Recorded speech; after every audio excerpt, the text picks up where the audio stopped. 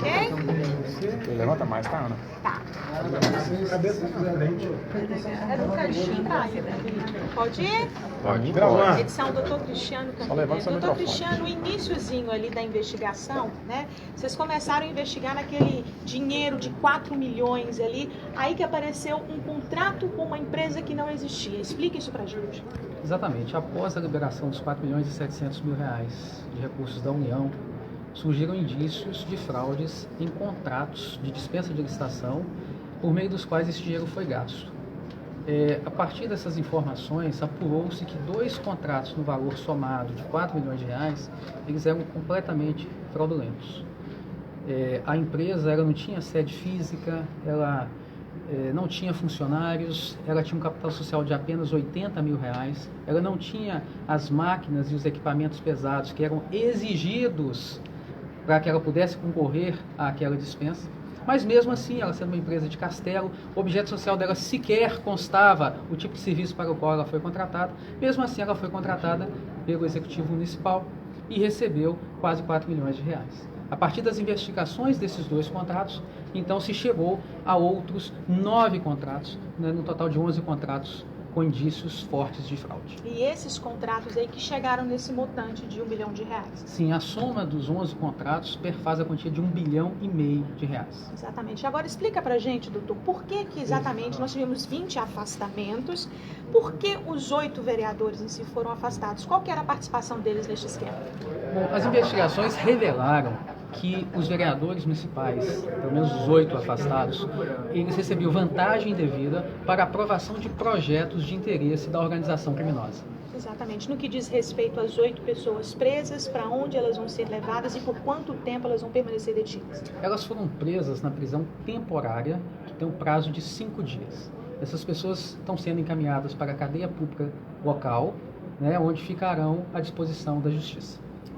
Doutor, o dinheiro que os vereadores receberam indevidamente, foi-se apurado onde está aplicado esse dinheiro, como eles tentaram esconder ou não esse dinheiro? Bom, isso ainda é objeto de investigação, mas é possível que tenham investido, por exemplo, em veículos de luxo, em imóveis, tanto os vereadores quanto os demais membros da organização criminosa. Então, isso ainda é objeto de investigação e essa fase ostensiva é muito importante para isso, né, para se localizar os documentos que comprovam aí a aquisição de bens, muitas vezes não declarados e não registrados. Tem o valor de cada vereador passado, recebeu? Teria o valor de cada vereador recebeu? Não, esses valores a gente ainda não vai informar. E os mandados podem ser cassados? Já tem indício para poder serem cassados aí esses mandados? Bom, houve indícios muito fortes, tanto é que eles, apesar de terem mandatos eletivos, eles foram afastados das suas funções. Então isso demonstra que os indícios criminais contra eles são muito fortes. Agora, quanto a essa cassação dos mandatos, é uma cassação política. Nesse momento, nessa fase, é uma cassação política que vai ficar a critério da Câmara. É óbvio que, posteriormente, pode haver no caso de condenação, né, eles podem perder o cargo, mas nesse presente momento, a cassação seria uma cassação política que pode ser feita pela Câmara. Se a Câmara não fizer, eles vão continuar recebendo os pagamentos. E como funciona essa suspensão? Eles ainda podem, de repente, estar na Câmara, mas não participar das reuniões? Não, nenhum dos vereadores e nenhum dos demais agentes públicos que foram afastados podem adentrar os prédios da Câmara ou os prédios da Prefeitura ou secretarias ou departamentos do município de Governador Valadares. Todos eles estão proibidos de adentrar esses prédios e a gente pede à população que nos ajude a fiscalizar. Doutor Felipe, agora pode ser? Doutor Felipe, o senhor disse uma coisa que chamou a atenção durante a investigação sua, de que um montante tão grande, um percentual tão pequeno foi usado para a população e até a possibilidade de compras aí de benefícios de carros de luxo. Exatamente. O Ministério Público Federal, como dito, ele iniciou essa investigação no início de 2014 e analisando a documentação e aonde o dinheiro foi aplicado, nós percebemos que grande parte foi desviada. E o desvio foi justamente para custear viagens de luxo, carros de luxo dos investigados, né? Enquanto a população sofria sem receber as obras para as quais o recurso foi destinado. Você falou sobre a participação, né? Seriam os diretores da autarquia, do SAI, mas também o procurador do município, o Dr. Schneider. O Dr. Schneider ele foi afastado das funções, mas a investigação segue nesse sentido. para apurar a responsabilidade individual de cada um. E, de fato, os diretores da autarquia, eles foram afastados, porque eles estariam diretamente implicados em todas as condutas identificadas. Chefe da Câmara do Governo. Então vamos lá. Ô, doutor Breno, o senhor me disse que um detalhe importante foi que teve contrato de mais para dinheiro de menos, né, desse recurso. Explica pra gente como é que a prefeitura fez tanto contrato assim.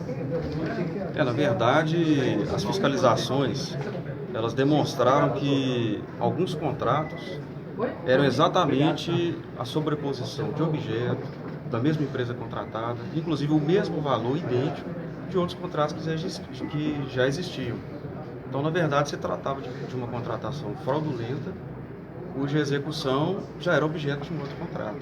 Podemos dizer que, nesse caso que foi detectado, o superfaturamento foi integral do segundo contrato que foi firmado.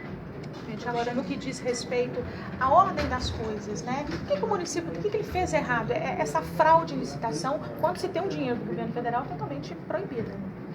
Na verdade, existem algumas falhas que têm a correlação com a maneira pelo qual esse recurso foi contratado.